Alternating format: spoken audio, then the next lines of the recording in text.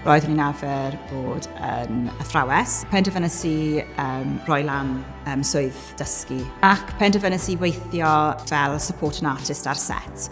Ac wrth weithio ar set, un o'r diwrnodau ar casualty, roeddwn ni gyda grŵp o blant.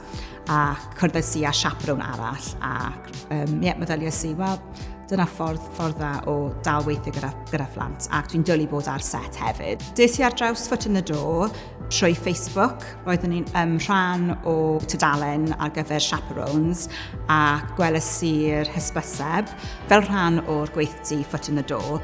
Cwrddais i â Katie Farmer. Tina was perfect for the role to shadow and to move on as a chaperone because obviously she was a teacher. Her knowledge of the production industry was really helpful for me to think, well, she's able to understand the language that's used and she slotted into it really, really well, you know, so like she'd been doing it for ages. Prif manteision o fod yn rhan o'r prosiect Foot in the Door. Bendant cwrdd â phobl sy'n gweithio o fewn yr un diwydiant. Os nag o'n i wedi cael y profiad o fod ar set gyda rhywun arall yn cysgodi nhw. Sa'n credu fod ni'n falle mor hyderus nawr na gyda fi yn gweithio fel chaperone yn unigol ar fy men fy hun.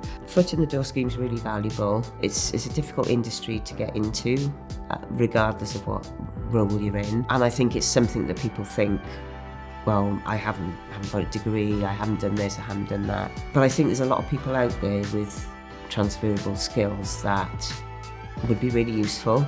Roeddwn ni'n ffodus iawn ar ôl cael y diwrnod cysgodi gyda Katie i gael gwaith 6 wythnos yn y pantomime yng Casnewydd. Mae'r prosiect Foot in the Door yn bendant wedi fy ysbrydoli i weithio fel chaperone yn y dyfodol. Dwi'n dwlu bod ar set gyda phlant, so mae'n ffordd dda o wneud y ddau.